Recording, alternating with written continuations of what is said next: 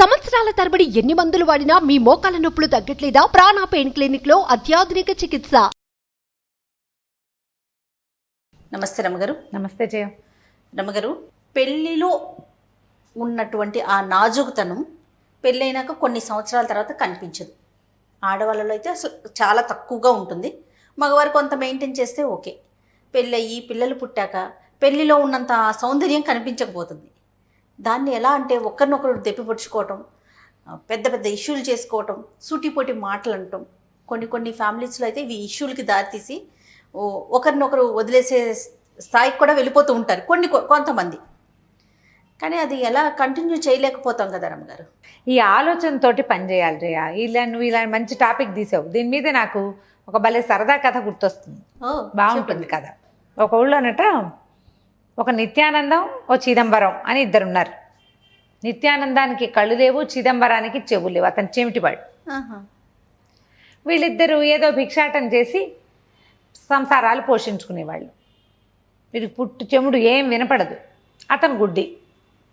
పెళ్ళిళ్ళు అయినాయి, భార్యలు ఉన్నారు. ఇళ్ళే విధంగా భిక్షాటం చేసే వాళ్ళ ఇళ్ళు ఎలా నడుస్తాయో అలాగే వాళ్ళ ఇళ్ళు నడిచిపోతున్నాయి. వీళ్ళిద్దరూ కలిసి తిరిగేవాళ్ళు. కలిసి దేవాలయాల దగ్గర అక్కడ ఎక్కడ చోట ఒక దుప్పటి పరుచుకొని కూర్చొని 10 పావలాలు వస్తే కొబ్బరి చిప్పలు, అరటిపళ్ళు దొరికితే వాటితోటి జీవితం ముందుకు తీసుకుపోయేవాళ్ళు. అయితే ఒకనాడు ఏమైంది, వీళ్ళు ఏమనుకున్నారు, మన ఊళ్ళో దేవాలయం దగ్గర డబ్బులు పడట్లేదు, పక్క ఊళ్ళో దేవాలయానికి వెళ్దామనుకున్నారు. వీళ్ళిద్దరూ నడుచుకుంటూ బయలుదేరి. గుడ్డెతను, ఇతనికి సాయం కావాలి. ఇది చెమిటి పాడైనా అప్పుడు ఈ వెహికల్స్ పాడు ఏమున్నాయి, ఏవో ఎడ్ల పళ్ళు అవి కంటికి కనపడతాయి కదా. పిలిచినా పిలవకపోయినా ఇతనికి వినిపిస్తాయి. వెనకాల వచ్చే శబ్దాలు కళ్ళు లేని అతనికి వినిపిస్తుంటాయి కదా. ఈ అంధుడును ఈ బధిరుడు ఇద్దరు కలిసి వెళ్ళడం మొదలుపెట్టారు. ఎక్కడికో వెళ్ళారు. వెళ్తుంటే ఏమైంది, ఆ దేవాలయానికి ఇంకా దూరంలో ఉండగానే వీళ్ళు ఒక అడవిలోంచి దాటుకుంటూ వెళ్ళాలి. ఎవరో ఇద్దరు మనుషుల్లాగా కనపడ్డారు. మనుషులు కాదు, వాళ్ళు కనపడ్డారు మొత్తానికి. ఒకడేమో తెగ పాడేస్తాడు. ఎంత కఠోరమైన కంఠస్వరమో చెప్పరాని కంఠస్వరం వాడిది. అక్కడి నుంచి వాడితో ఉన్న ఆడది డ్యాన్స్ చేస్తుంది. ఆ పాటకి తగినట్టుగా అసలు కంటితో చూడలేనంత మహాభయంకర నృత్యం. వీళ్ళిద్దరూ హడిలిపోయారు. ఏమిటి ఈ మోత ఏమిటని, ఈ కళ్ళు లేని ఆయన ఏమిటి ఇదేదో ఎగిరేస్తుంది, ఇదేం డ్యాన్సు అనేది ఈ చెవిటి ఆయనకి అర్థం కావట్లే. వీళ్ళిద్దరూ ఒకళ్ళు మాట్లాడుతున్నారు. ఒరే ఆ గుడ్డివాడు అన్నాడు, ఎవర్రా వీళ్ళు, ఏమిట్రా నాయన అని గుడ్డెతను అడిగాడు. అంధుడు అడిగేసరికల్లా ఈ చెవిటి ఆయన అన్నాడు, ఒరే వీళ్ళు మనుషుల్లాగా లేరురా, కాళ్ళు నేల మీద అంటలేదు, కాళ్ళు అంటలేదు, పిశాచాల్లాగా ఉన్నాయి. ఊరికే గబ్బుకు చూస్తే మనం దూరం నుంచి మనుషులు అంటున్నాం కానీ వీళ్ళు మనుషులు కాదు, నేల మీద కాళ్ళు లేవు వీళ్ళకి. అది తెగ పాడేస్తుంది. ఆ పాట చెవులు పగిలిపోతున్నాయిరా అంటున్నాడు గుడ్డైన ఆ మగవాడు పాడే పాటకి. ఇక కళ్ళుండి చెవులు లేని ఆయన ఉన్నాడు కదా, నాకేం వినపడదు కానీ అదేం డ్యాన్స్ రా, ఏమి ఎగురుతుందిరా, కోతిపిల్ల ఎగిరినట్టు, చూడలేక చచ్చిపోతానంటే వీళ్ళిద్దరూ మాట్లాడుకుని ఏమనుకున్నారు, ఎవరికైనా పొగడ్తా ఇష్టం. పిశాచాలు మనకు కనపడ్డాయి, మనం చీచీ తప్పుకోండి గిప్పుకోండి అంటే అవి మీద పడి ఏం చేస్తాయో తెలీదు. అందుకని బాగుందంటే సరిపోతుంది. తెలివిగా ఆలోచించారు. ఎంత బాగుందో అంటే సరిపోతుంది. ఏదన్నా తృణమో పణమో ఇస్తే కనీసం ముందు వదిలిపెడతాయి. తృణం ఇవ్వకపోతే పీడా పోయి ముందు వదలాలి కదా. అంతేగా. అందుకని ఈ గుడ్డ ఆయన ఏం చేశారు, చక్కగా చప్పట్లు కొట్టారు. బాబా ఏం పాట, ఎంత చక్కటి పాట, ఎంత పరమాద్భుతమైన పాట, ఇలాంటి పాట నా జీవితంలో వినలేదన్నాడు. ఆ భయాన్ని పెద్ద గొంతేసుకుని పాడుతున్న పిశాచం టక్కిన పాట ఆపేసింది. ఏమిటి నా పాట అంత బాగుందా అని గుడ్డ ఆయన అన్నాడు. అబ్బో ఎంత చక్కటి పాటమ్మా, ఎంత చక్కటి పాట, అసలు ఇలాంటి పాట నేను జీవితంలో వినలేదు సోదరా, ఎవరు నువ్వు, మీ దేవురు, ఎక్కడ నేర్చుకున్నావు ఇంత గొప్ప సంగీతం అని ఈయన. ఇక కళ్ళుండి చెవులు లేని ఆయన ఉన్నాడు కదా, శబాష్ అన్నాడు.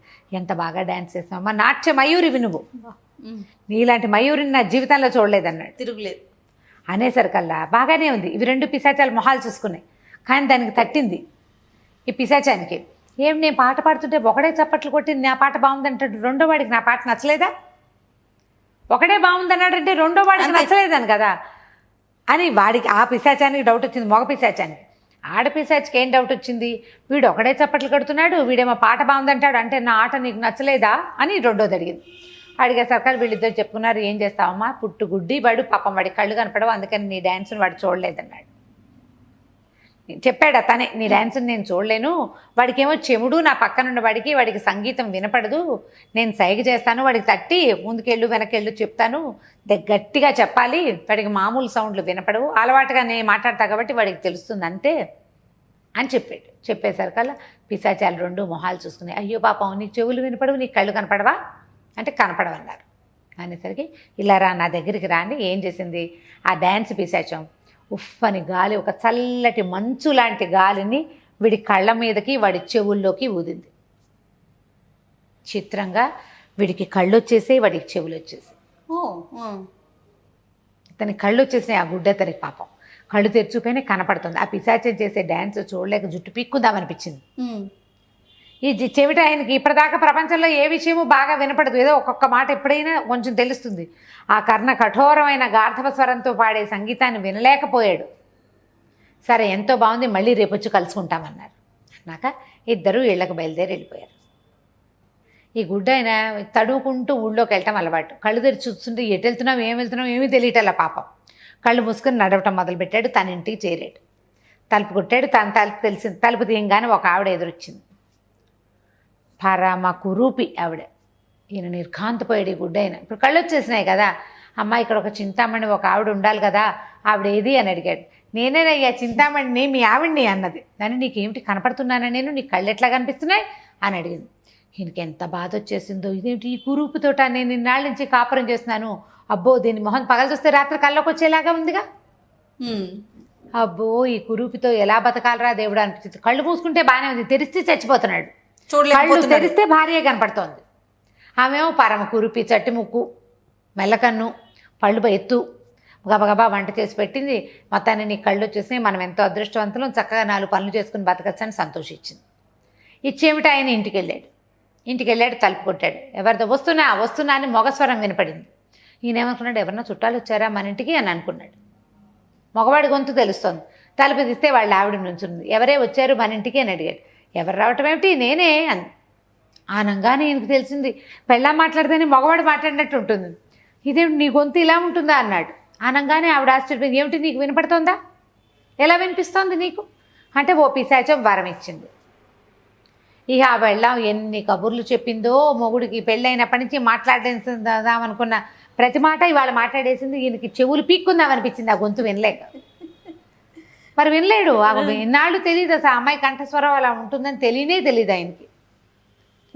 ఇక బిక్కమొహం వేసుకుని ఉన్నాడు. సాయంకాలం అయ్యేసరికల్లా మెల్లిగా లేచి ఆ చిదానందం ఇంటికి వెళ్ళాడు.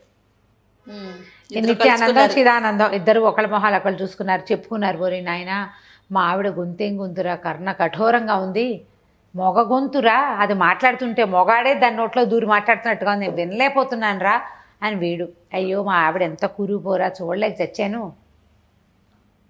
అనేసరికి సరే ఏం చేశారు, మన ఇద్దరం వెళ్ళి పోయి పిశాచాల దగ్గరికి వెళ్ళి వాళ్ళకి చెప్దామనుకున్నారు.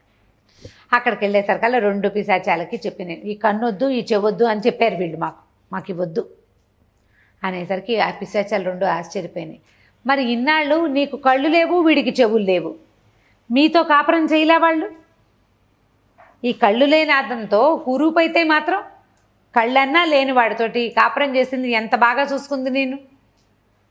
కళ్ళు లేని వాళ్ళతో కాపురం అంటే ఎంత కష్టపడాలి వాళ్ళు, అవతల రెండో వాళ్ళు చాలా పని చేయాలి. వీళ్ళ ఇబ్బంది వీళ్ళకు ఉంటుంది, అవతల వాడు ఎక్కువ ఇబ్బంది పడాలి కదా. ఆ అమ్మాయి మరి ఆవిడ మంచితనంతోటే కదా. ఈ ఇప్పుడు చెమిటాయన ఉన్నాడు, ఏం చెప్పినా వినపడదు, ఏ వస్తువు తీసుకురాలేడు, కాగితం రాసిస్తే కానీ కుదరదు, ప్రతిదీ రాసి చూపించాలి. ఎంత చచ్చి ఉంటుంది ఆవిడ పాపం. కానీ మంచి మనసుతోటి నీతో బాగానే ఉంది కదంటే పెళ్ళాలతో కంప్లైంట్ లేదు, ఆవిడ రూపంతో ఈవిడ గొంతుతోటి తప్ప. ఈ 2 పిశాచాలు వాళ్ళిద్దరికీ అర్థమయ్యేలాగా చిన్న కౌన్సిలింగ్ చేసినాయన్నమాట. రూపాలకి స్వరాలకి వాటి వెనకాల వెళ్ళకండి, మనసు వెనకాల వెళ్ళండి.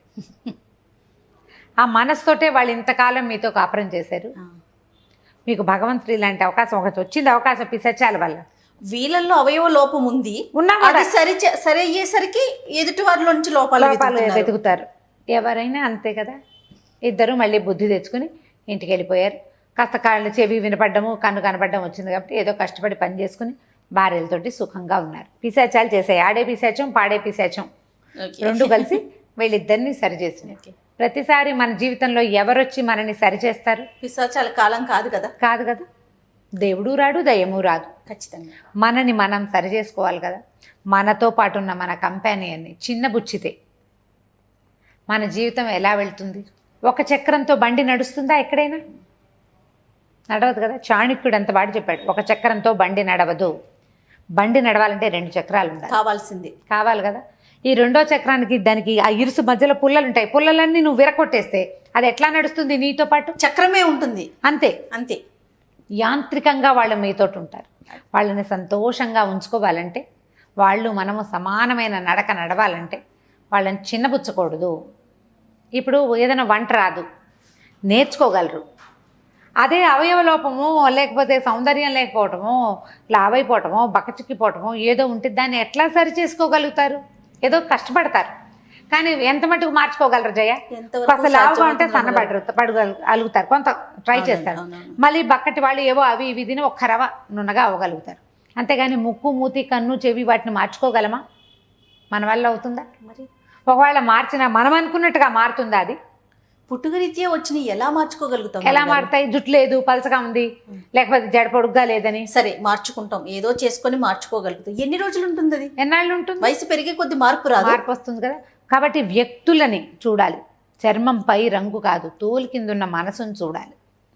అది సరిగా లేకపోతే అది వేరే కథ, కానీ బాడీ షేమింగ్కి మాత్రం పాల్పడకూడదు. అమ్మాయిలైనా అబ్బాయిలైనా కూడా.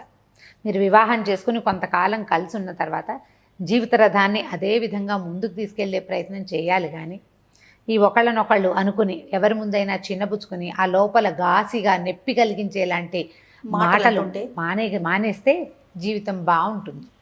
ప్రయత్నం చేసి చూడండి, తప్పకుండా. నమస్తే రమ్మగారు. నమస్తే చేయండి. సుమన్ టీవీలో మీ పర్సనల్ అండ్ బిజినెస్ ప్రమోషన్స్ కోసం కింది నెంబర్కి కాంటాక్ట్ చేయండి.